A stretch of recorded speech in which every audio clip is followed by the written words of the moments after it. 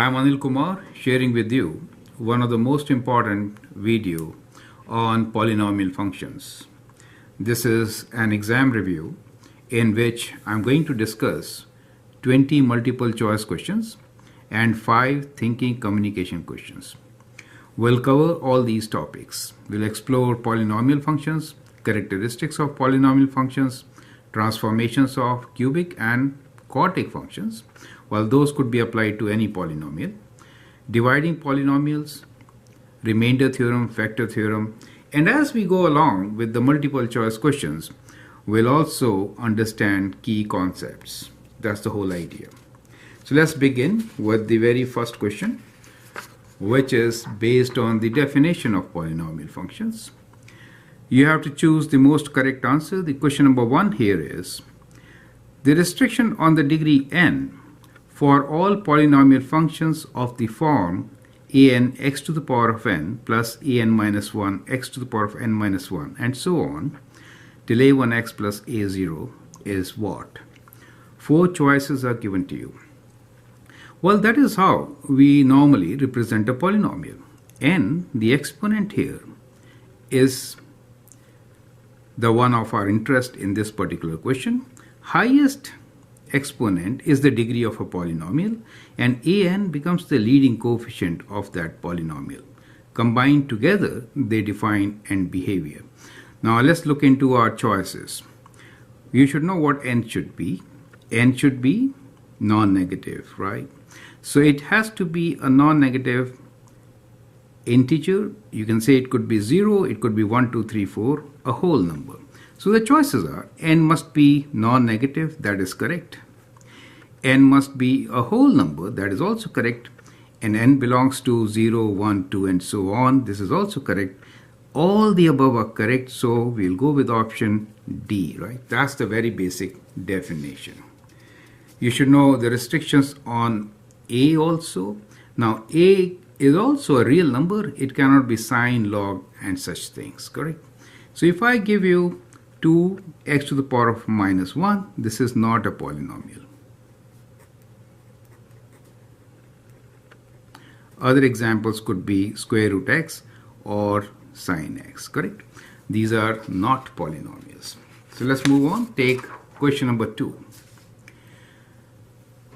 If the value of k is unknown, which of the following characteristics of the graph f of x equals to k times x plus 1 times x minus 2 whole square times x minus 5 whole cube cannot be determined, right?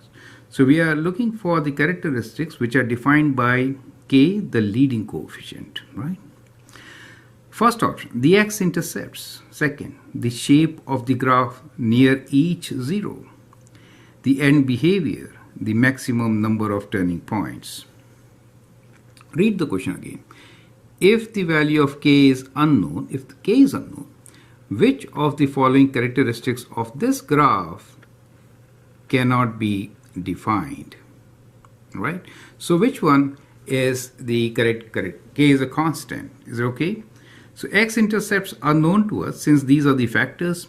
Shape of the graph near zeros is defined by the type of 0, correct? The end behavior. Now k defines the end behavior. Whether it is, if k is positive, then right side is up, right? So remember that. If, let me write down here, if k is greater than 0, then right side up.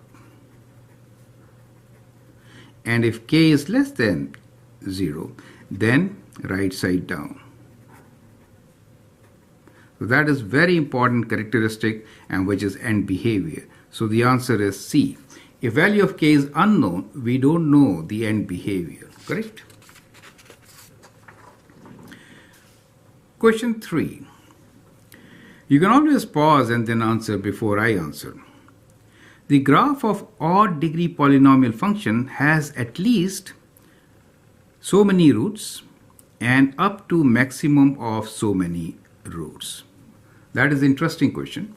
We are looking for a graph of odd degree function, right? So any odd degree function will actually move from one quadrant across, right? If the leading coefficient is positive, it kind of goes from this quadrant to the other quadrant. So that is kind of the behavior. Now, if you go from one quadrant to other diagonally, right? So the odd degree function moves diagonally. That is important to understand. Let me write down. So it moves diagonally.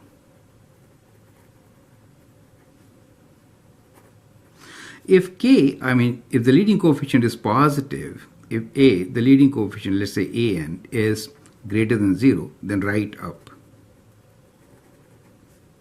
Correct? Now, if you have to go this side, then if I take one turn, let's try.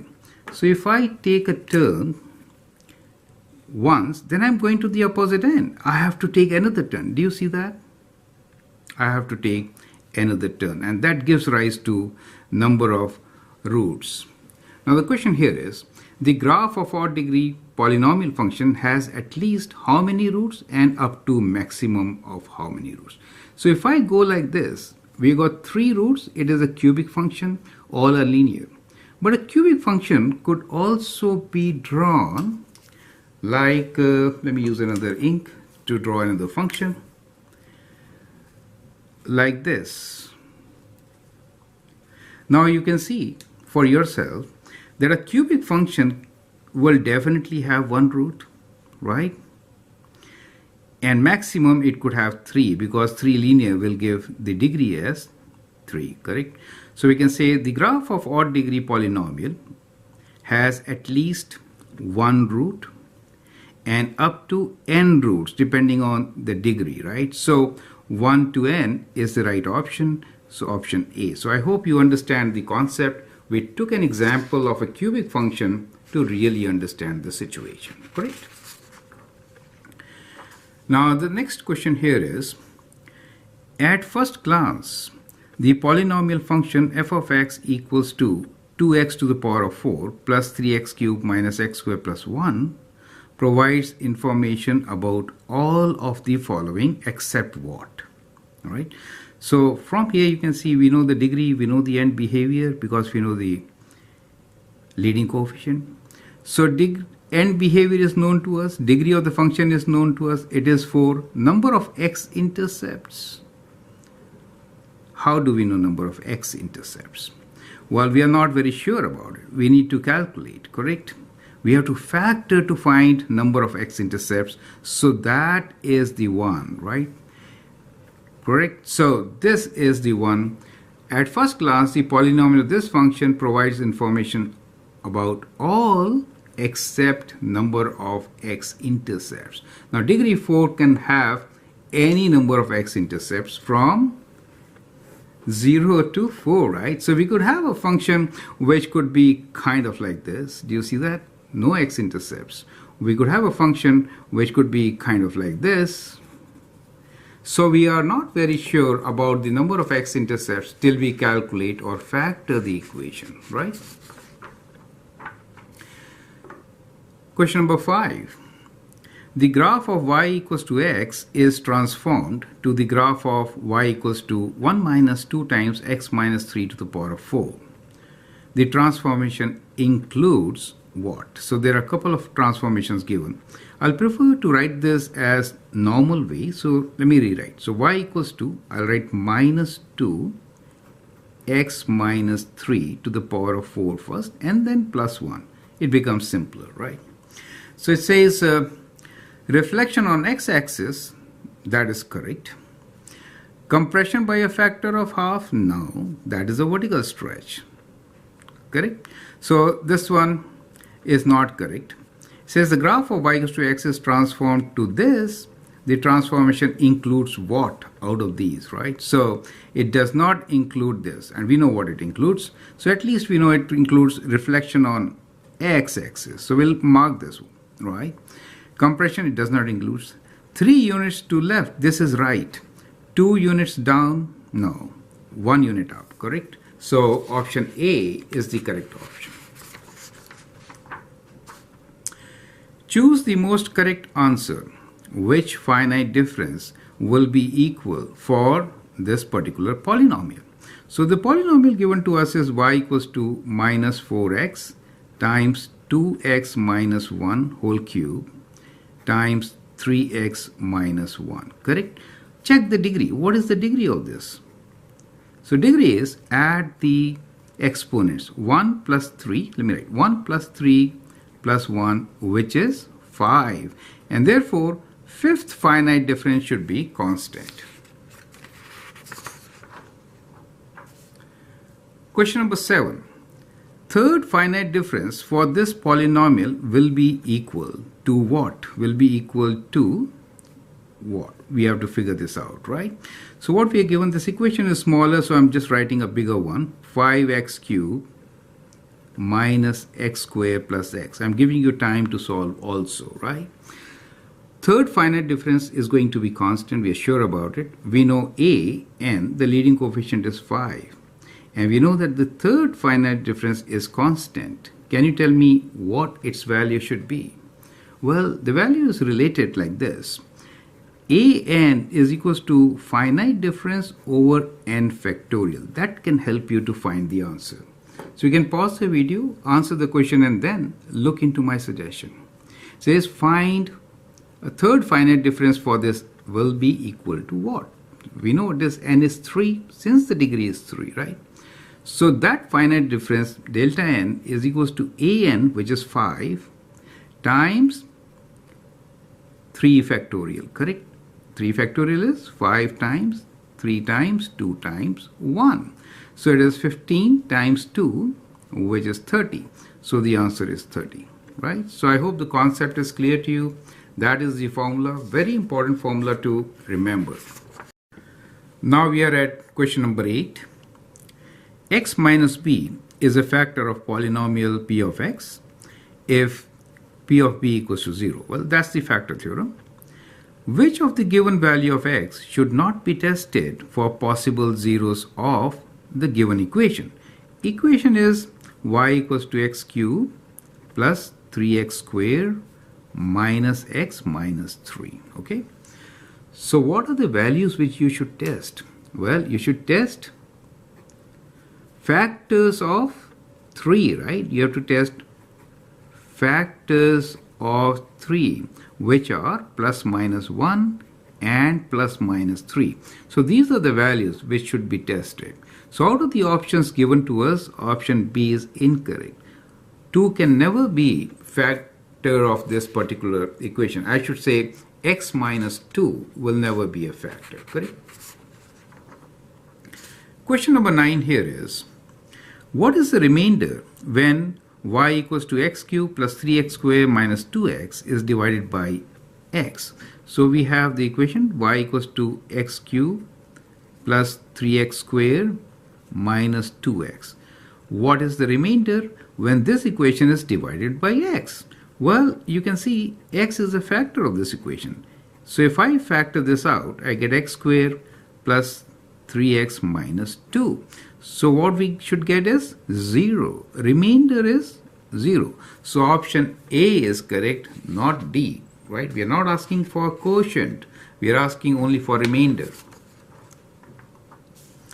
Question number 10. For the polynomial p of x, if p of minus 3 over 5 is 0, then which of the following is the factor? Well, if p minus 3 over 5 gives you 0, that means the factor is x minus this value, so it becomes plus 3 over 5, right? Here we are given minus, that is not the correct option. Or this could also be written as, let me factor out 1 out of 5, then we get what? We get 5x plus 3. So 5x plus 3 is also a factor. So option D is the correct option. Now this is a very important strategy to understand.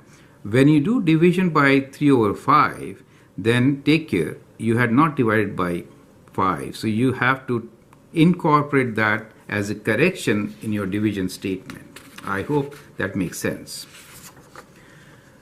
Question number 11.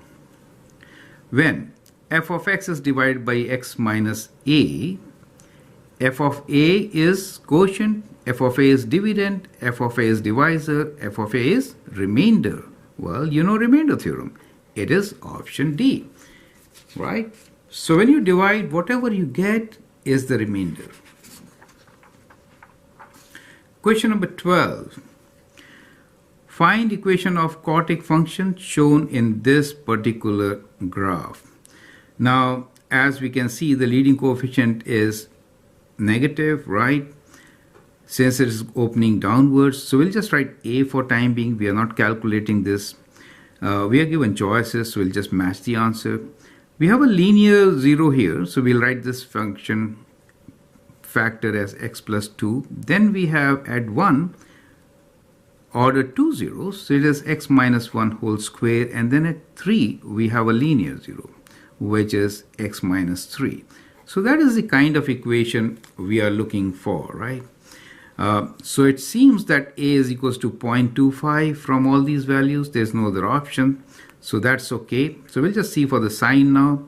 Well, if you observe, we have got x plus 2, x minus 1 matching. Here it is 3 minus x. We have x minus 3. So this could be written as negative, right? So the very first equation is negative 0.25 times x plus 2 times x minus 1 times x minus 3. Do you see that? And that is the right answer. Perfect. So it is important to understand at times in test papers, instead of x minus 3, they may write 3 minus x, right? And then, so if you are just looking for a negative sign, you will not really get the answer. So that's the trick. Okay, we are almost halfway through. Here is question number 13. Sum of the roots for f of x equals to x to the power of 4 plus 8x cubed plus 4x squared minus 48x is what? So it's better to factor and figure it out, right? So let's rewrite. So we have f of x is equal to x can be factored. So what do we get here? We get x cubed plus 8x squared plus 4x minus 48, correct? So that gives you one value of root, which is, we'll write it here, x equals to 0, right? This one. Now let us factor the other one, which is x cubed plus 8x squared plus 4x minus 48. Now to factor this, we have to find possible values by placing numbers, right? So let's find what is f of 1. So if I write 1 here, what do I get? I get 1 plus 8 plus 4 minus 48. Now this number is not equal to 0, right?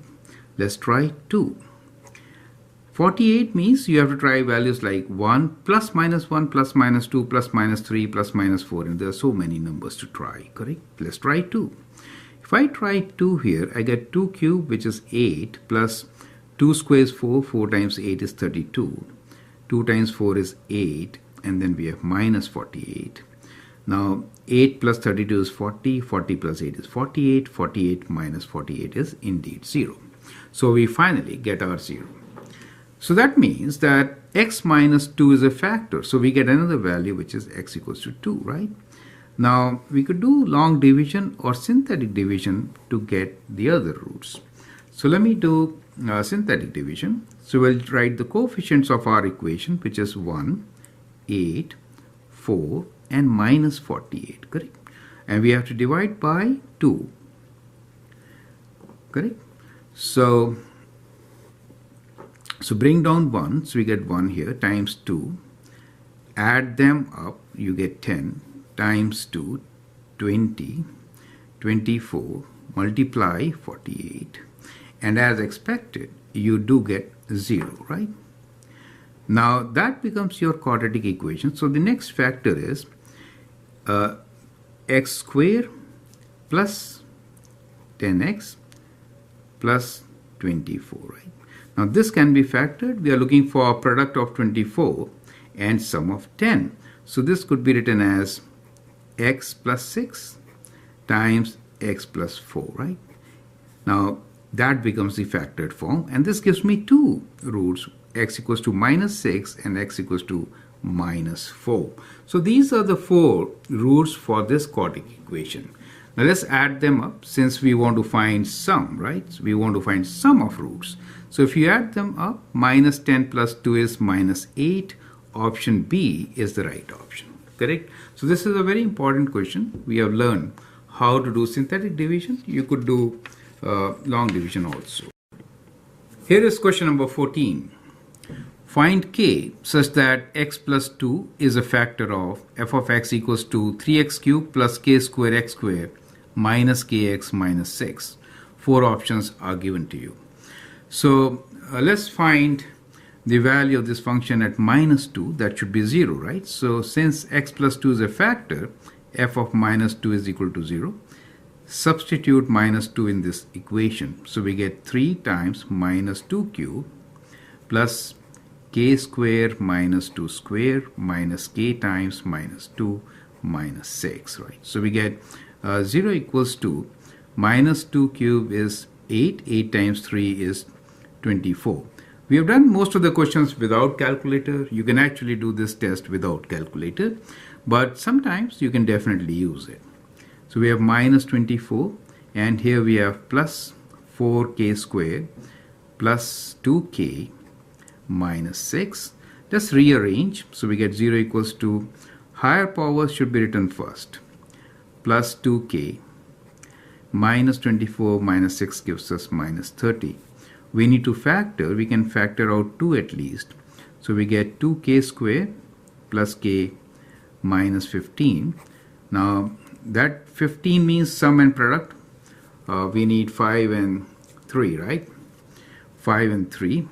This is 2 times 15 is 30 minus 30. So we could write this as 2k squared, since it is minus 30, minus, let's write plus 6k first, minus 5k. So when you multiply them, you get minus 30. When you add, you get plus k. Okay. So then you can factor this, taking 2k common, and you get k plus 3 minus 5 common, k plus 3, right? Now we can take k plus 3 common. So let me do it on the right side. So yeah, let's do it on the right side now. So we have 0 equals to 2 outside. Well, inside now we are working. We are taking k plus 3 common. I mean this is k, right? So we are taking k plus 3 common, and we are left with 2k minus 5. So it will be 0 for k equals to minus 3, and 2k minus 5 equals to 0 means k equals to 5 over 2 or 2.5, right? So these are the two possible values, minus 3 and 2.5. So option A is the right option, correct? Next question, question number 15. Find the number of turning points for the given polynomial. And well, there are two ways to do this. One is you could sketch it. Well, you could sketch it. This is one way of doing it, right? So I'll show you two ways of doing it. One by sketching, and the other one by not by sketching. So let me do not by sketching. So how many zeros are there? 1, 2, 3, 4. So we write number of zeros, which is 4. 1, 2, 3, 4. And then we write number of even zeros. How many of them are even? That means degree is 2, 4, 6. 1, 2, and 3. These are 3. And then every time when you turn, you actually miss. You have one turn between two zeros, right? So take away minus 1. So you just add these numbers. 4 plus 3 is 7. 7 take away 1 is 6. So my answer is B. So that is the formula. Count the number of zeros, add even zeros, and take away 1. Okay, now we will sketch and then figure it out. So the zeros which we have is 1, 0, we have 0. The order is 2 here. Then we have at minus 2, the order is 3. Then we have at 3, the order is 2. At minus 1, the order is 4. Okay, so we are saying we have 0. Leftmost side is at minus 2, and the order is 3.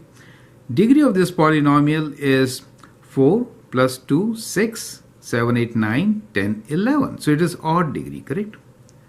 Leading coefficient an is positive. An is greater than 0. So right side is up, And since it is odd degree, we are moving from this side. Now, since the leftmost is of order 3, you have to go kind of like this. Is it okay? Next 0 on the left is 4 at minus 1 of order 4, right? Let's say this is at minus 1. Order 4 means it will turn here. And then we have at 0. At 0, it is order 2, it will again turn. And then we have at 3 of order 2, it will again turn, right? So these are the zeros with their nature. Order tells you the nature. So we can now sketch our graph. Now this is not a turning point, right? This is not a turning point, but you can join these points and count the number of zeros. So how many, turning points? You have to find the turning points, right? So we have got 1, 2, 3, 4, 5, and 1, 6. You get the same answer. But see, if you know the formula, you don't have to do all this. But anyway, I hope you learn a good technique of sketching the graph also with this video. Next question here is, if any of the linear factor of a polynomial function are cubed, then which of the following is not true? Is not true of the corresponding x-intercept. So first let us understand the question. Let's say we have a linear factor. Linear factor is kind of like this. If you cube it, what happens? Instead of going straight, the graph will move like this. This is what happens. Correct? Now you have to read and understand what is not true. So let's read. The x-intercepts are turning points of the curve. No, that is not true. So this is the correct option. It is not true. Others are true, but let's read them. The x-axis is tangent to the curve at that point. Yes, see, it turns like this, like a cubic function. X-axis is a tangent. The graph passes through x-axis. It passes through the axis. It doesn't turn. The graph has cubic shape near the x-intercept. That is perfectly fine. So this is a very important concept which you should know. Let's move on. Question number 17. The sum of x-intercepts for the function is what? We have to find sum of x-intercepts, not just the x-intercepts. I'd like you to pause the video, answer this question, and then look into my suggestions. X-intercept means what? Means f of x is equal to 0. So we'll equate this to 0 and figure it out. We have x minus 2 to the power of 4 minus 162. Bring 162 to this side.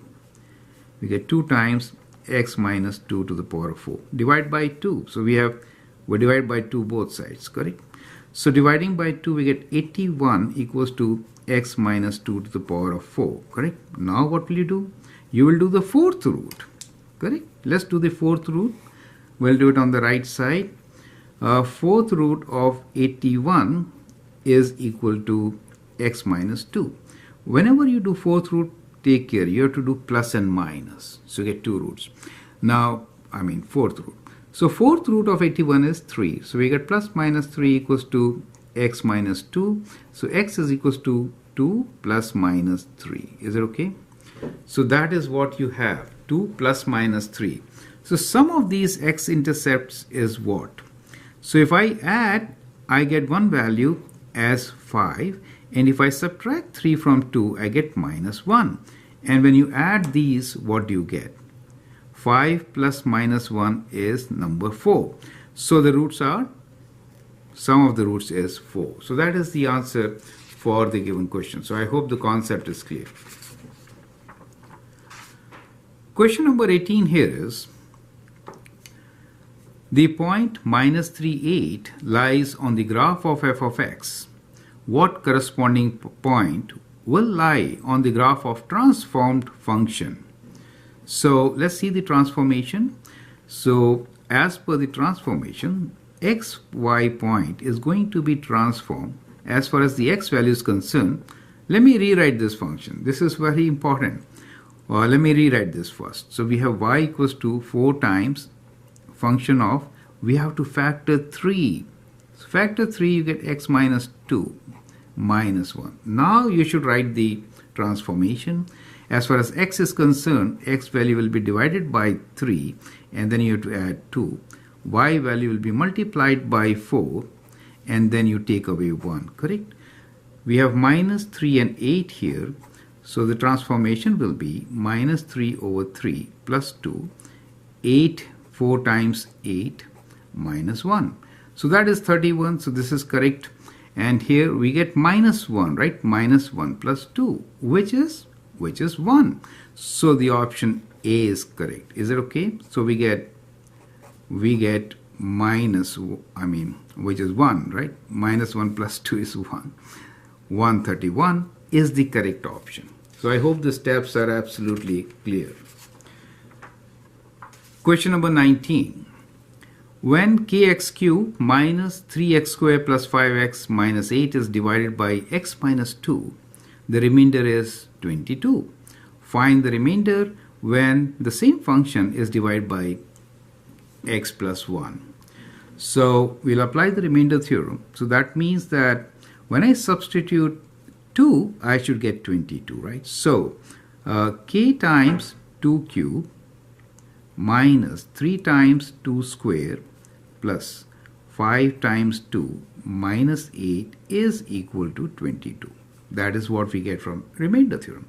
So 8k minus 4 times 3 is 12 plus 10 minus 8 equals to 22, right? So let's combine these terms. The numbers here are minus 20 plus 10 is 10 minus 10, and then we have 8k here is 22. So 8k is equals to 22 plus 10, which is 32. And this is 8k. We are going to divide by 8. So we get k as equal to 4, right? So we just got the value of k. We have still to answer. Find remainder when this is divided by x plus 1, correct? So now we know that the equation for us is k is 4. So we are working with the equation which is 4x cube minus 3x square plus 5x minus 5x minus 8. Now to find the value of remainder, we have to substitute minus 1, correct? So let's substitute minus 1 here. So minus 1 cube is minus, so we get minus 4 here. That will be minus, so it is minus 3, minus 5 and minus 8. So add them all with a negative sign. So 8 plus 5, 13, and 13, 3, 16, and 4, 20. Minus 20 is the right answer. So we get B, right? So we are almost at the end of multiple choice question. Question number 20 is the last question on multiple choice. Sketch the graph of a polynomial that satisfies each set of conditions. So we are looking for degree 4, 2 zeros, 3 turning points. And range is y belongs to real number, y is less than equal to 4. So we need to sketch a graph of this function. So let's see. So we are given that the maximum here is 4, right? So let's say that is the kind of maximum which we have to reach, and this maximum point is 4. Okay? We are only given 2 zeros and 3 turning points. See, this is important. 2 zeros and 3 turning points. So how are you going to sketch? Take your time, sketch the graph. Since we can only cross here twice, so one way is we can just go here to the maximum and then come like this. Degree 4 means, so that means we could have 2 complex roots. Think like this. So this is your complex root. So that becomes the graph. Do you see that? So you could conclude from here that we have 2 real zeros. Is that okay? And 2 complex roots. And this point being 4, that is the maximum. And therefore, the range is less than equal to 4. Does make sense to you, right? So that is how we could sketch our function. You could always write an equation for this, right? So as an exercise, I'd like you to write equation for this. 2 complex roots, you could use x squared plus 1 as your factor. Is it okay? Let's move on. Now we are into thinking and communication question. Now these questions might take some time and you may use calculator. 21. The divisor was divided by another polynomial resulting in a given quotient and remainder. Find polynomial function. So in this case we are given divisor, quotient and remainder. Now let's try to understand this. What is divisor, what is quotient and what is remainder? So in this case, let me show you. First we have divisor is this side, right? Quotient comes here. And we need to find the polynomial. So we are just calling this as a polynomial. And when you do all this, you get remainder here. Now, how are they related? A simple way to remember all this is I use this. Let me share this with you. Let us say we have to divide 7 by 5. 5 goes 1 times and we get remainder of 2. And if I have to find what 7 is, how do I find it? So I say 7 is equal to 5 times 1 plus 2. So that is called the division statement, right? So basically we have to apply division statement here.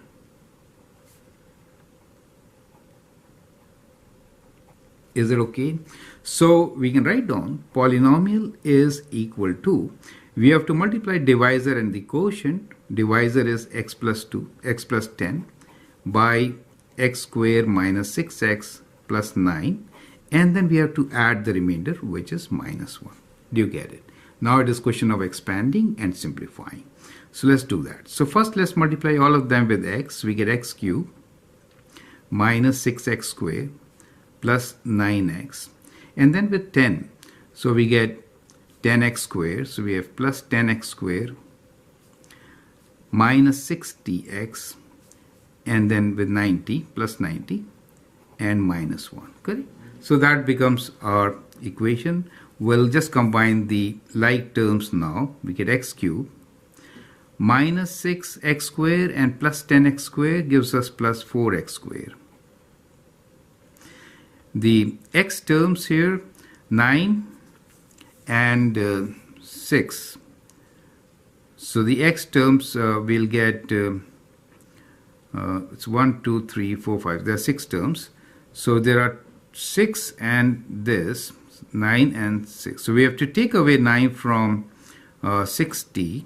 And so we get minus 51x. As far as constant is concerned, 90 minus 1, which is 89. Right? Anyway, so you understand how to do it. So that becomes your polynomial, which is product of these two, and then you add remainder. Remainder is minus 1, so we subtract it. I hope that makes sense, right? Now let's move on to question number 22, which is we have to factor sum of cubes actually. X minus 7 whole cube plus 2x plus 3 whole cube. So I hope you remember the formula.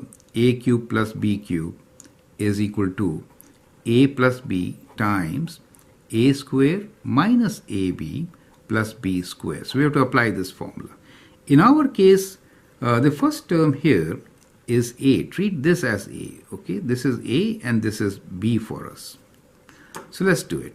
So we can write this as, so a is x minus 7. So the first term is a plus b. So let me write square brackets. We get a is x minus 7. We'll just add 2x plus 3 to this. Is it okay? The second factor here is square of a, which is x minus 7 whole square, minus product of these two, which is x minus 7 times 2x plus 3, and then square of the b term, which is 2x plus 3 whole square. Right? That is how you're going to do. Now combine the like terms. We get x plus 2x as 3x, minus 7 plus 4 is minus 3. So that's what you get here. So 3x, minus 7, you get 4 here, I'm sorry, plus 4. Now let's open this bracket. We get x squared minus 14x plus 49. Now let's keep this minus here and do it inside. So x times 2x is 2x squared plus 3x minus 14x and minus 21. This factor here will give us 2x square is 4x square, and multiply this by 2. 4 times 3 is 12, so we get 12x. And 3 square is 9. Correct. So that's what you have. So let's combine. Let me use one more step. 3x minus 4. Okay. And here, what do we have? We have x square minus 2x square and plus 4x square. So we are combining the x squares now. So we are combining these three. Let's be very careful in this. So we are adding these two, which is 5 minus 2 is 3. So we get 3x squared. Correct? Now let's do the x parts. So 14x, this is minus, this minus, and this minus. That means this cancels. And so we have plus 12x. So we get this plus 12x. As far as the constants are concerned, we are looking for 49 plus, and we are doing minus of 21, and we are adding 9 from here, right? So 49 plus 9 is 58, and 58 minus 21 is what we are doing, right? So this is also added. This is also added, right? Minus minus becomes plus. So we are adding 49. Let me write here. 49 plus 21 and 9, right? So that is 30, 79. Plus 79, correct? So that becomes our answer. So we'll write this as equal to 3x minus 4 times 3x squared plus 12x plus 79. Okay, so that has been factored. Now we have not written the term fully factored, so this is good enough. But normally this cannot be factored further. Okay, let's move on. Question number 23 for us is, if p of minus 5 equals to p of minus 2, which is equal to p6, and all are equal to 0 in a polynomial, and if the polynomial is a cubic function, find the x coefficient c. Find the value of x coefficient c. Okay, so we need to find the value of c, which is coefficient of x. That's what we mean. And saying this, that these three things are 0 means that they are zeros, correct? So what we could give from here, since we know that p of minus 5 is equal to p of minus 2 and is also equals to p of 6 is equal to 0, that means x plus 5 times x plus 2 times x minus 6 should be equal to 0, correct? Since they are factors, so that should be equal to 0. So our polynomial could be a times this. So anyway, if we expand this, we actually get our solution, correct? So let's do it, and then we'll compare the value of c, right? So this is the number which we'll be expanding now. So let's rewrite. So we have the polynomial now as equal to x plus 5 times x plus 2 times x minus 6. Let's multiply these two first. So we get x squared plus 2x plus 5x plus 10 times x minus 6. Combine like terms, x squared plus 7x plus 10 times x minus 6. Now we'll again multiply. So we get, well, no need to do this bracket, x cubed minus 6x squared. Now plus 7x squared minus 42x, and then 10 plus 10x minus 60, right? So since I put, okay. Now as far as x cubed term is concerned, so we have only one x cubed here.